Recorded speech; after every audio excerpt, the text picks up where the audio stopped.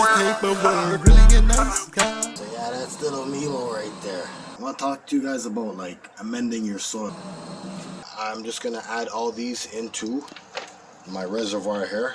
Alright, so let's talk soil amendments. We're gonna be talking pH really quickly. It's actually a good time because I'm gonna transplant my my beets. Yeah, so I'm gonna transplant my beets. He's gonna be doing some work with me. I guess it's like a box bag, whatever thing, but I just want to give you guys a little tip. Adjust your pH accordingly. The Blue Lab pH pen. Yeah, you guys will see why I chose this later. I'm going to show you guys how to read the pH. So now that we know our pH is, let's checking out the garden. Your pinky swear. Really a nice guy. Really a nice guy. Really a nice guy. Really a nice guy. Really a nice guy. Really a really a nice guy. Nice guy. Alright. Yeah, welcome back to how to start a indoor mini farm or garden. Alright, today I want to talk to you guys about like amending your soil. So it's actually a good time because I'm gonna transplant my turnips. Not my turnips, sorry. What's it called there? My beets. Yeah, so I'm gonna transplant my beets. So basically, what I'm gonna do is we're gonna take this dirt here. This is some soil that I had. It's in a 20-gallon pot from one of my other grows. It's been sitting in here for a month, so it's pretty much like rock hard and just like dried totally out. So I took some of it and I put it over here, and I had some dirt from in here too, also fully dried out. So basically what I'm going to do here now is I'm going to get this ready for transplanting the beets. I got like a ton of pots, but just because they're all circular, I wanted something that was actually more square and round, square instead of round, so we could fit more beets in there. And you guys will see why I chose this. This kind of grocery store, I guess it's like a box bag, whatever thing, but yeah, you guys will see why I chose this later. But right now we just got this dirt and we're gonna get it amended and get it ready for planting. So step one, what I'm gonna do is I'm gonna pause this and come back. But first thing what you want to do is, after you get your dirt in your container, you want to go ahead and break it up a bit with your hands if it's really dry. And I'm gonna go ahead and do that some more. I'm gonna wet it with some water, and then I'm gonna come back and then we're gonna go and start talking about pH and adding different amendments and stuff and getting the soil ready. Alright guys, so I just want to give you guys a little tip. I don't know if you noticed, at first like the soil was wet, you know, we poured a whole bunch of water on it. I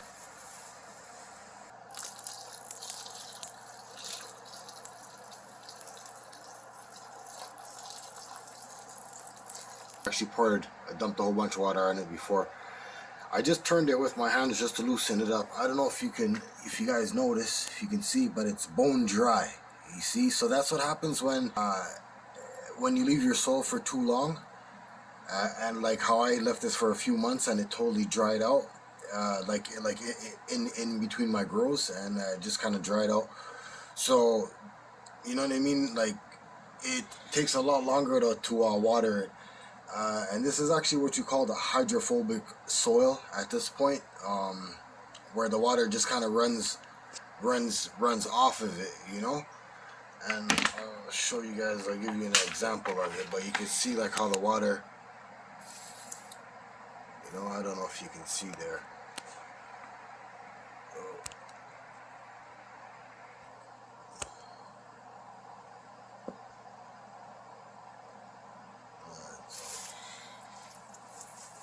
So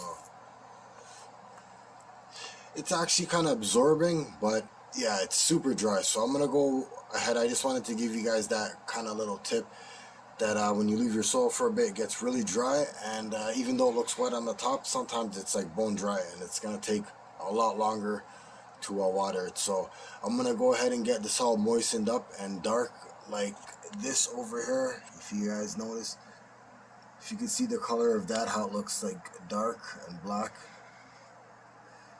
And then this stuff over here looks just like light and dry. So we got to get everything nice and moist. I'm going to go ahead and do that. And then when I come back, we're going to talk pH, soil amendments. I'm going to pull out my Blue Lab pH pen, and I'm going to show you guys how to read the pH and, you know what I mean, adjust your pH accordingly. And usually just, this is because I use peat moss, you know, so, but we'll take care of all of that after. Alright guys, so I got the soil all turned, got it moistened up, I leveled out the top, and I just basically used like water, but I didn't use water from the tap. Like I used water from that comes out the AC, or the water from the dehumidifier. Just my reason is just because I don't want any chlorine or anything in the water. But if you're gonna use, if you don't have like unchlorinated water, it's fine. You can just use the water. You know what I mean? Use whatever you have. It's fine. But yeah, so basically, the soil now is all prepared and ready to go. We're gonna talk about the pH. Alright, so we're gonna be talking pH really quickly. Alright, so right now I got my Blue Lab soil pen. Most guys, they use this for like hydroponic growing. We're doing 100% organic growing, but I do need this because when you use this dirt here, or this soil, whatever, this medium, and it's like peat moss, I guess the sphagnum peat moss mixed with cocoa coir. When you use that, over time, you know, the pH it drops. So right now we're just gonna use that meter just to check what the exact pH is. All right, give me a sec. All right, so we've put the meter in the dirt just to check the pH, and the pH is reading 6.6. Okay, which it's not bad, you know, it's good. I guess some people could say it's okay. I was expecting it to be a little lower, to be honest, but no problem. So now that we know our pH is 6.6, as you guys can see,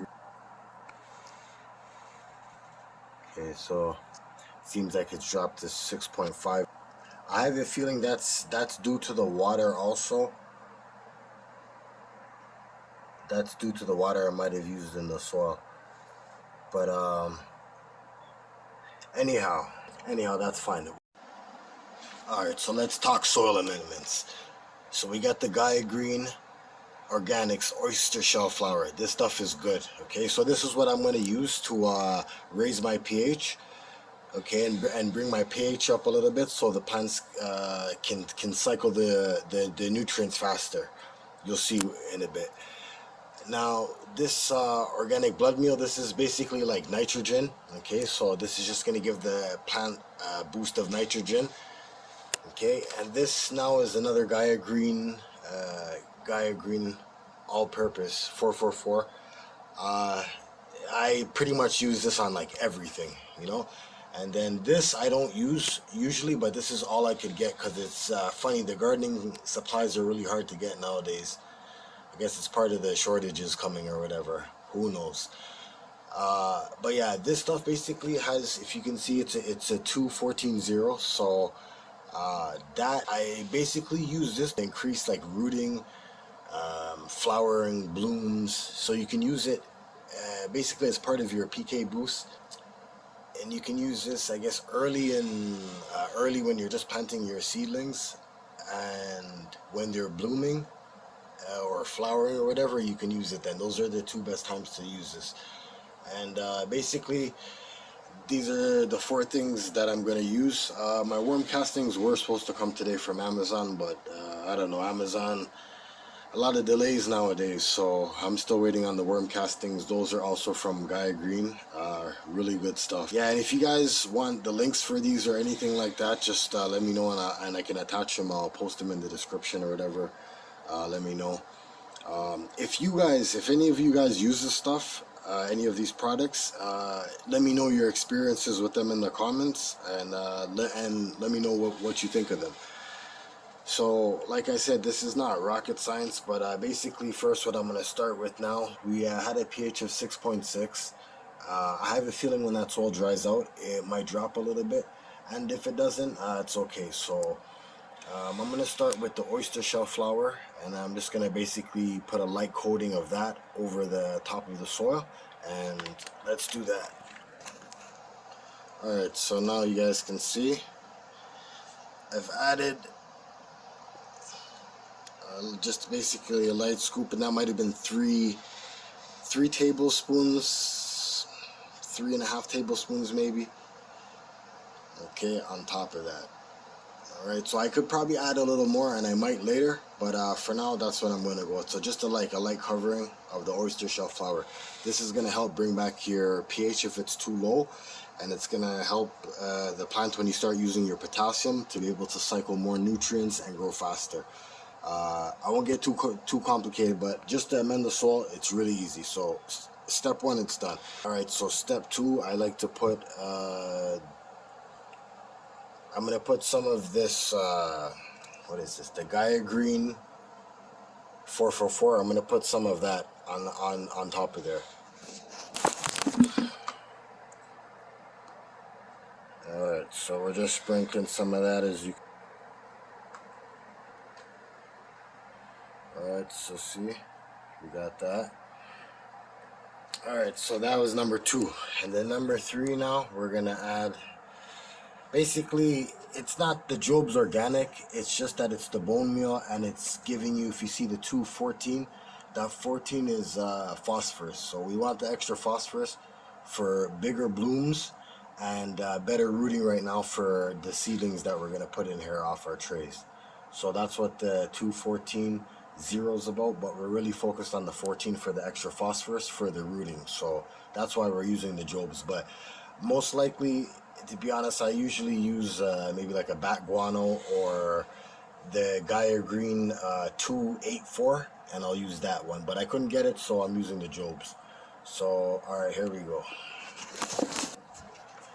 Alright, so if you can see, those little things that look like rocks or like little pellets, that's the Job's.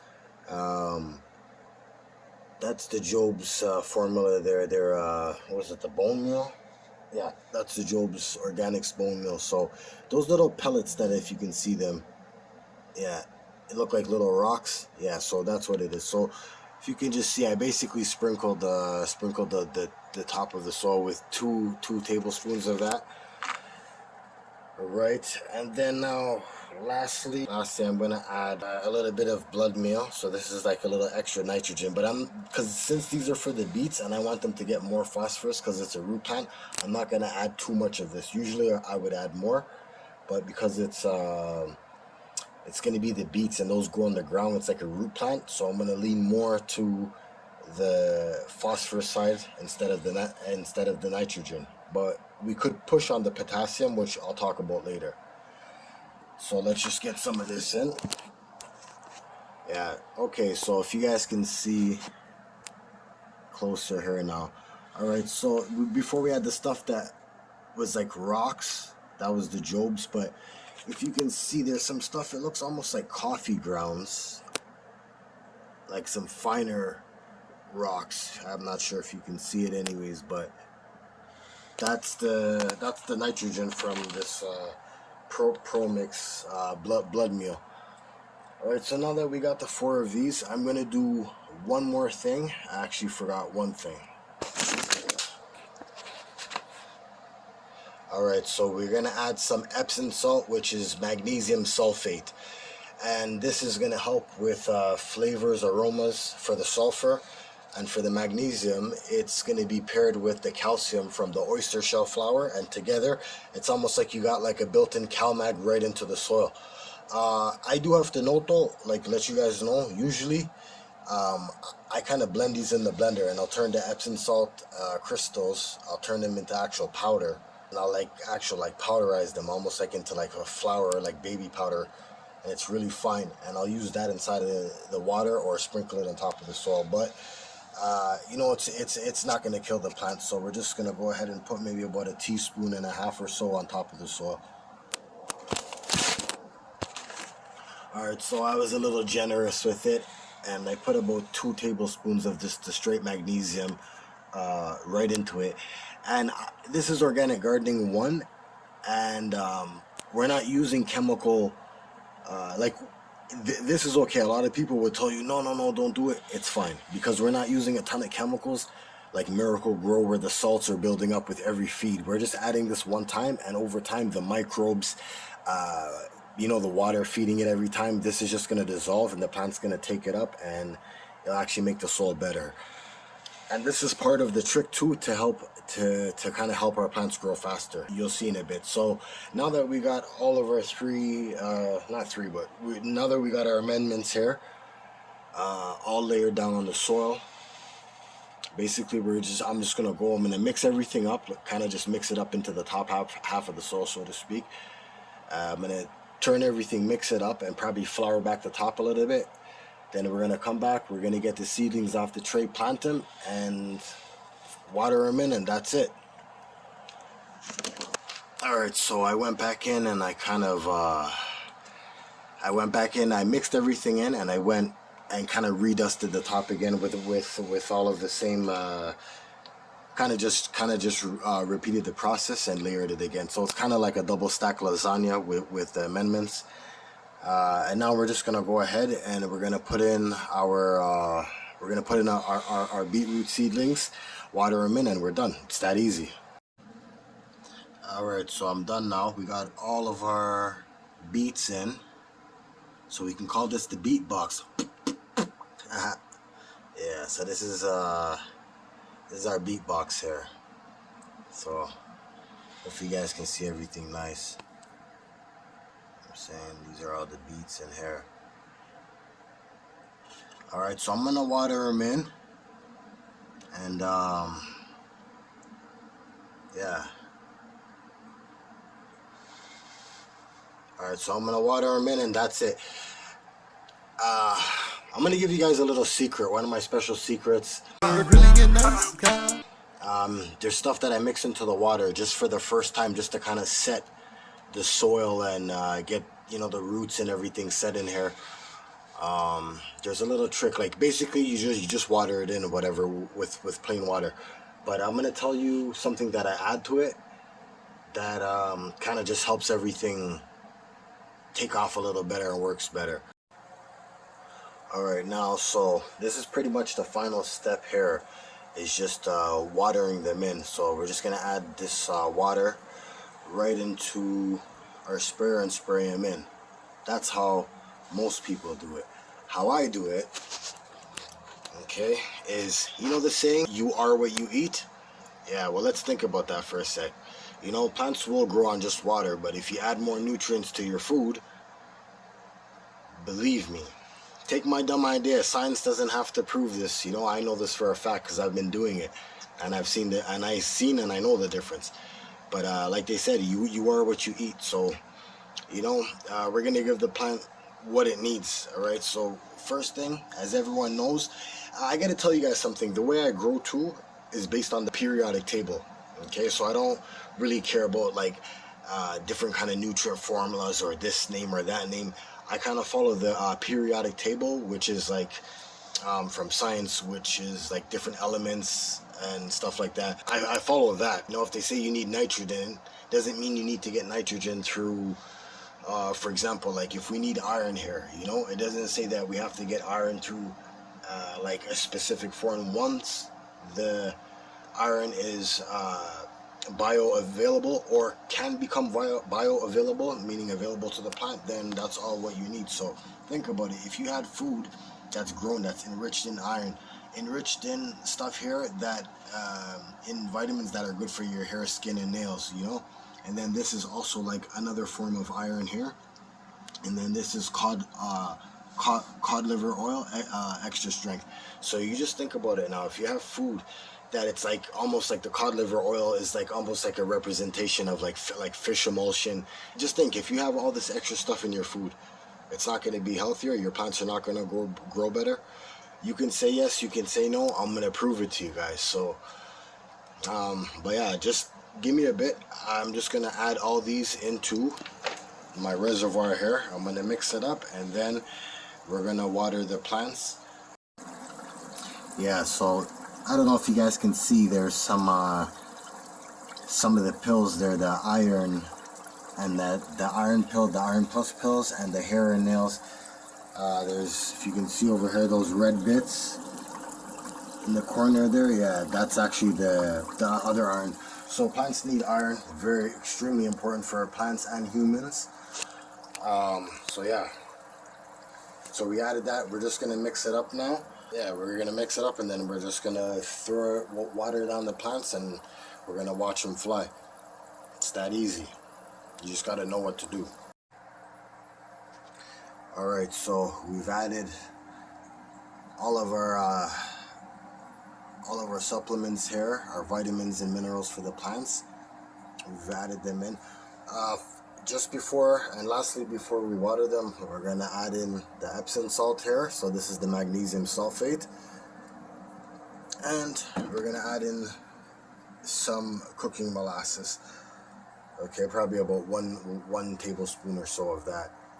And yeah, if you guys can see, this is from the cod liver oil. You know, so we just emptied them out into the water. See, there's the tops cut off or whatever of them. Yeah, so we just emptied them into here. You know what I'm saying? Mixed it up. And I don't know if you guys can notice, but you see from the fish emulsion, there's already microbes in the water. And if you guys have noticed, since I've added that those cod liver pills, there's more bubbles forming, you know, so that's the microbes and the microbial activity in the water. That's what you want, and that's why I try not to use tap water. Even though they say you can let it sit, but I don't know. So yeah, so we're just gonna add a little bit of this. It's magnesium sulfate, Epsom salt, and we're gonna add maybe about a tablespoon of this directly to the watering can right here, and then we're gonna water in our beet box down there in the green pot.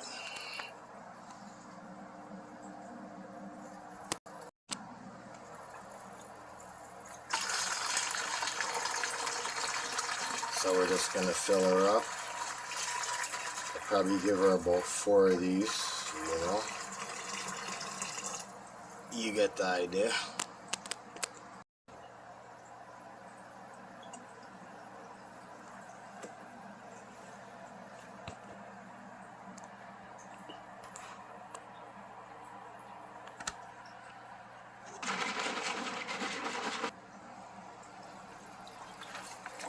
Alright, and now we're gonna go over and water them in. Oops. See, so these purple ones here, if you guys, for whoever doesn't know, these purple ones here, these are beets, and just for kicks, I stuck in a turnip in the beet box, and you'll see, you know. So now we're just gonna water them in.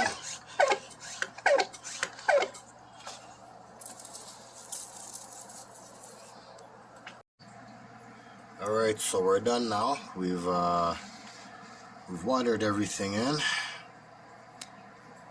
Now the beets are here. So now all it is now is we're just gonna wait, check back in on him tomorrow, either a day or two. I might come back in later and just kind of give it a light watering again, just saturate and let it kind of start to release all the amendments in, you know, in the top bit of the soil. But other than that, yeah, that's it. We're done now, and we just sit back and keep watering and wait, you know, and they're gonna grow. And I'm telling you, when these start to take off, give it maximum 2 or 3 days, and when they start to take off, they're gonna fly. I guarantee you guys. You guys seen it, everything start to finish on this one. So you're gonna see they're gonna take off real soon. It's that easy. Really a nice guy, nice, really a nice guy, really a nice guy, nice, really a nice guy, nice, really